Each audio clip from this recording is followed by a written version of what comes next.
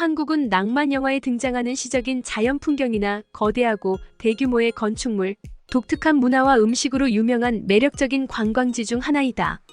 아니, 한국인들은 다들 미친 거야? 한국에서 의식 잃은 스페인 여성에게 한국 남성이 다가와 움켜쥐자 전 세계 경악. 여기 혼자 한국에 여행 왔다가 지병으로 인해 의식을 잃고 만 스페인 여성이 있습니다.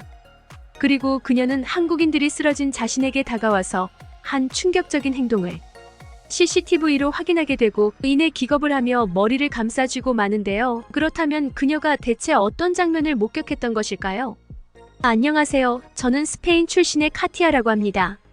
저주받은 병에 걸려 꼼짝없이 밤 안에 갇혀 죽을 운명이었던 저는 최근에 한국이라는 구원에 가까운 존재에 대해 알게 되고 이내 기적을 경험할 수 있었는데요. 저는 한국이야말로 지구상에 유일하게 남은 천국이라고 확신하기에 이렇게 글을 작성하게 되었습니다. 일단 저는 뇌전증이라는 다소 희귀한 병을 앓고 있고 이러한 저주받은 운명 때문에 평생 동안 집에서만 지내게 되었는데요. 저는 뇌전증 때문에 언제 어디서 쓰러져 발작을 일으킬지 모르고 십수년째 하고 있는 약물 치료도 거의 효과가 없었기에 좁은 방 안에서만 세상을 배워야 했습니다. 특히나 제가 일련의 사고들을 겪은 뒤부터는 부모님은 저를 과잉 보호하게 됐는데요. 저는 장을 보는 일 같은 기본적인 집안일은 제가 스스로 하고 싶었고 그날도 어김없이 마트에 가기 위해 버스를 기다리다가 그만 발작 증세가 도져서 의식을 잃어버리고 말았거든요. 문제는 저는 도로 위에 쓰러져 버렸기에 자칫하면 달리는 차량에 의해 목숨까지 잃을 뻔했던 것입니다. 이 사실을 알게 된 부모님께서는 그 즉시 제가 혼자서는 절대로 외출하지 못하게 하셨고 저는 그 이후로 사회와 완전히 고립되어 집에서만 생활하게 되었습니다. 저는 이런 식으로 삶을 연명하는 건 제대로 된 삶이 아니라고 생각했고 그렇게 우울과 불안 증세는 더욱 악화되기만 했는데요. 그런데 그때 제게 좋은 기회가 찾아오게 되었습니다. 바로 일본 회사에 취직했던 언니가 자리를 잡게 되어 저를 일본으로 초대했기 때문인데요. 이건 답답한 집안에서 금방이라도 정신을 잃을 지경이었던 제게 NOMIS 한 줄기 희망처럼 느껴졌고 부모님도 언니와 함께하는 일본 여행은 안전할 거라고 생각하셨는지 재일본행을 허락해 주셨죠. 그런데 그렇게 일본에서 만난 언니의 상태가 조금 이상하더군요. 원래는 발랄하고 웃음도 많은 매우 긍정적인 에너지가 넘치던 언니였지만 오랜만에 일본에서 보게 된 언니는 어딘가 모를 불안한 기색이 역력했고 표정도 매우 어두웠거든요. 그리고 저는 곧 언니가 왜 이렇게 변한 건지 완전히 이해하게 되었습니다. 일본인들은 겉으로는 친절한 것처럼 보였지만 알면 알수록 이들만큼 개인주의적이고 음침한 사람들이 없었거든요. 일단 편의점에서부터 그랬습니다. 일본인 직원들은 앞에서는 무척이나 친절한 것처럼 보였는데 이들은 꼭 외국인 손님들이 나가면 자신들의 언어를 사용하며 시시덕댔거든요. 알고 보니 이들은 서툰 일본어를 사용하며 일본을 존중해주려는 외국인들에게 그런 것도 일본어라고 사용하는 거냐며 비웃어댔던 거였는데요. 처음에는 설마 그렇게나 친절하던 일본인들이 그런 말을 했을까 싶어 A 언니의 말을 믿지 않던 저였지만 이내 충격적인 경험을 하고 일본에 대해 다시 생각하게 되었죠. 저는 친절한 일본인들은 제게 어떠한 위기가 닥쳐오더라도 기꺼이 도움을 줄 거라는 생각이 들었기에 그렇게 언니가 직장에 간 사이에 혼자 외출을 하게 되었는데요. 그런데 일본어를 할 수 있는 언니와 함께 다니는 것과 혼자 일본의 거리를 거니는 것은 많은 차이가 있더군요. 일본인들에게는 영어가 전혀 통하지 않았고 낯선 환경 속에서 낯선 사람들에게 둘러싸인 저는 갑자기 불안 증세가 심해지기 시작했거든요. 결국 저는 뇌전증 증세가 도져서 수많은 인파들로 가득한 거리 한복판에서 정신을 잃고 쓰러져 버렸고 도대체 얼마나 쓰러져 있었는지도 모른 채 가까스로 정신을 차리게 되었습니다. 제 몸은 거의 도로에 닿아 있었는데요. 이건 자칫하면 달려오는 차에 의해 큰 사고를 당할 수도 있었다는 것을 의미하기에 저는 엄청난 공포심을 느끼며 곧장 언니네 집으로 향했습니다. 그리고 퇴근한 언니에게 자초지종을 말한 뒤 근처 CCTV를 확인해보게 되었죠. 뇌전증 같은 갑작스러운 발작 증세를 일으키는 환자들은 CCTV를 통해 자신이 어떤 식으로 넘어졌으며 부상을 당한 부위는 어디인지를 정확히 알고 치료해야 하므로 발작 후에 CCTV를 확인하는 것이 필수적이거든요. 그런데 그렇게 돌려본 CCTV를 본 저는 엄청난 충격을 받고 온몸에 소름이 돋고 말았습니다. 왜냐하면 그렇게나 많은 사람들이 지나던 일본의 번화가 거리였지만 도로에 쓰러져서 발작을 하는 저를 도와주는 사람들은 단 한 명도 없었거든요. 일본인들은 쓰러진 저를 힐끔 보고 그저 가던 길을 갈 뿐이었고 몇 명은 발작을 하는 저를 점프해서 넘어가는 사람도 있었습니다. 심지어 도로를 지나가던 차량들마저 저를 피해갈 뿐 저를 도와주는 운전자는 단 한 명도 없었는데요. 그야말로 저는 일본인들의 소름 돋는 무관심 속에서 객사를 할 뻔했던 것입니다. 일본인들은 앞에서만 착한 척을 할 뿐 ATS 절대로 착한 사람들이 아니었던 거고 아무래도 일본에서 일하는 언니가 어두워진 것도 이러한 일본인들에게 하도 상처를 받아서였던 것 같았습니다. 아무튼 저는 일본에서 인간 이하의 짐짝 취급을 받게 되었고 이건 제게 상당한 충격으로 다가왔습니다. 안 그래도 정신 상태가 불안정했던 제게 일본에서의 경험은 제가 쓸모없고 늘 폐만 끼치는 존재라고 생각하기에 충분했고 그렇게 저는 이럴 바엔 삶을 포기하는 게 낫겠다는 극단적인 생각까지 하게 되었습니다. 그러다가 우연히 간 게 바로 한국이었어요. 저는 스페인으로 다시 돌아가려고 도망가다시피 공항으로 갔다가 문득 방에서만 갇혀 사는 지옥 같은 삶이 떠올랐거든요. 마침 일본 공항에서 즉시 떠날 수 있는 유일한 국가가 바로 한국이었기에 저는 마지막 남은 돈을 전부 털어서 혼자 한국으로 가기로 했습니다. 그야말로 남은 돈도 거의 없이 KISI 저는 아무에게도 환영받지 못하는 삶을 끝내기 위해 한국으로 가게 된 것이죠. 그리고 그렇게 도착한 한국에서 저는 곧바로 경악을 금치 못할 장면을 목격하게 됩니다. 웬 부스 하나에 수많은 외국인들이 모여있길래 가봤더니 이곳에서는 웬 스마트워치를 대여해주고 있었기 때문인데요. 아니, 스페인에서는 이러한 고가의 스마트워치를 갖고 있는 사람조차 거의 없는데 어떻게 한국에서는 스마트워치를 대여해주기까지 하고 있을 수가 있단 말인가? 저는 이러한 상황이 도저히 믿기지가 않았고 이내 도대체 무슨 꿍꿍이로 스마트워치를 무료로 대여해주는 거냐며 따지듯 물어보게 됩니다. 그러자 공항 직원은 깜짝 놀랄 만한 답변을 건네오더군요. 이제 한국에서는 현금을 찾아보기가 쉽지 않거든요. 대신 한국에서는 모든 결제를 스마트워치 등을 통한 디지털 결제로 하고 있죠.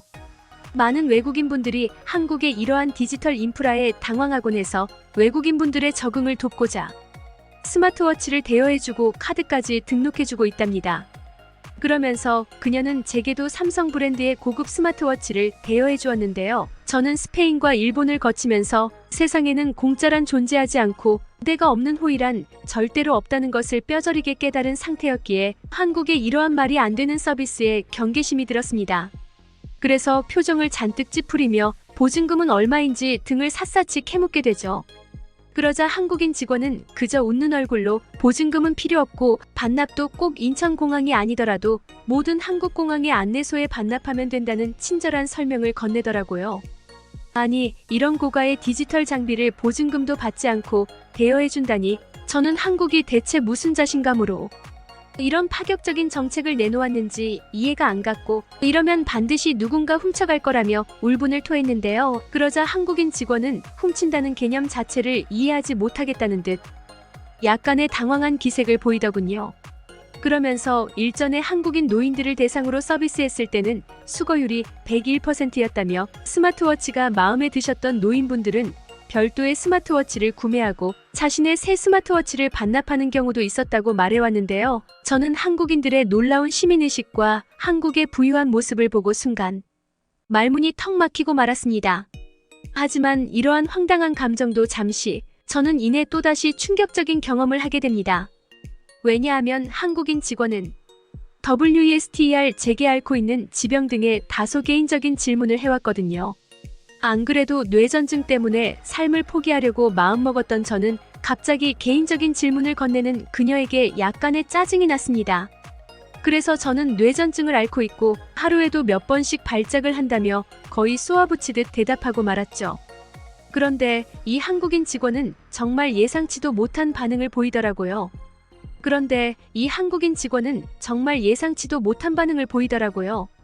그녀는 자신도 뇌전증을 앓고 있는 친구가 있다고 말하며 진심 어린 표정과 말투로 제게 따뜻한 위로를 건네기 시작했거든요.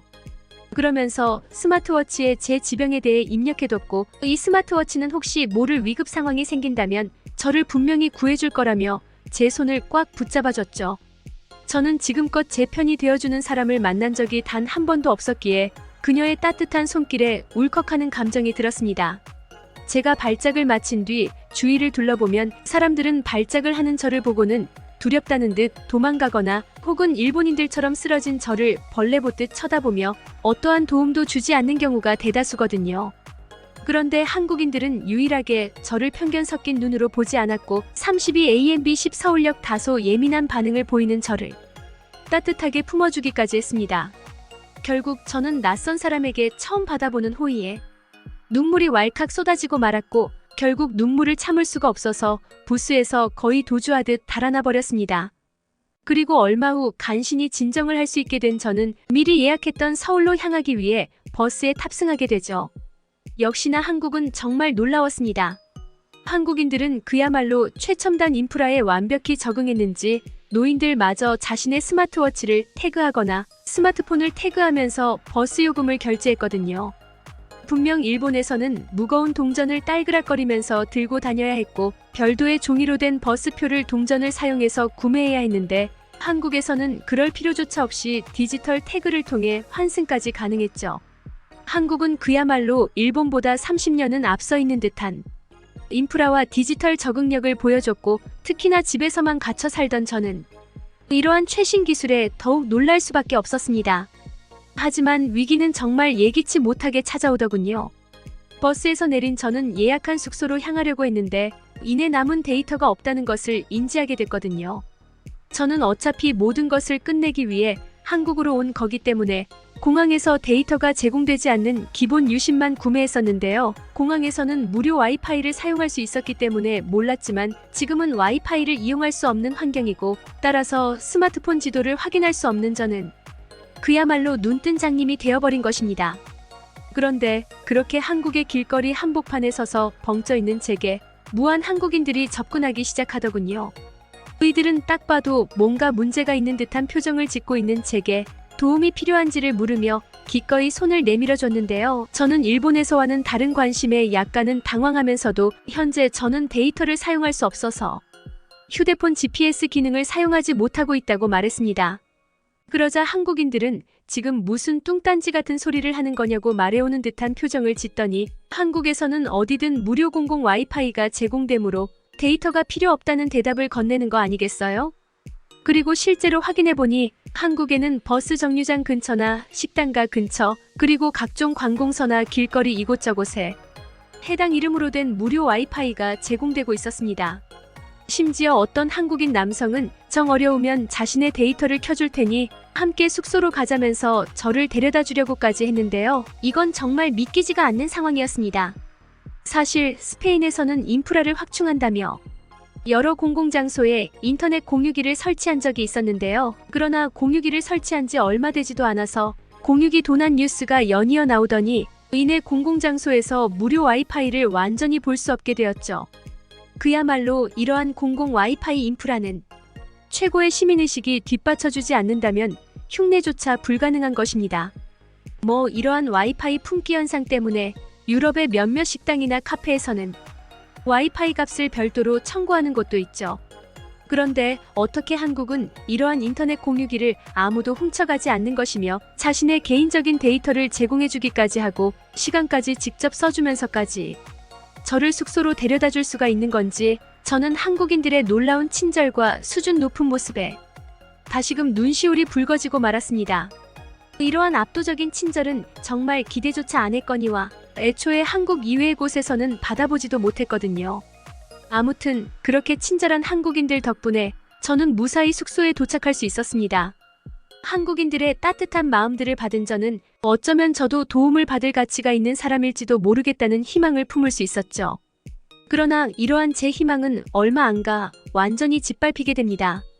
다음 날 저는 예정에도 없던 한국의 번화가에 가보는 것을 도전하게 되었는데요. 그런데 사고를 당했던 일본 번화가와 너무나도 똑같은 한국의 번화가 모습과 엄청난 인파를 보고 저는 저도 모르게 극도로 긴장감을 느끼고 말았습니다.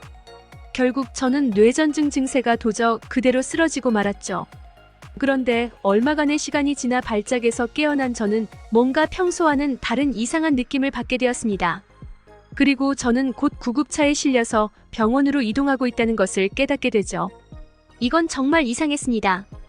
발작은 길어봐야 5분 남짓 이어지는데 어떻게 그러한 짧은 시간 만에 병원으로 호송될 수가 있단 말인가? 이건 도저히 말이 안 되는 상황이었습니다.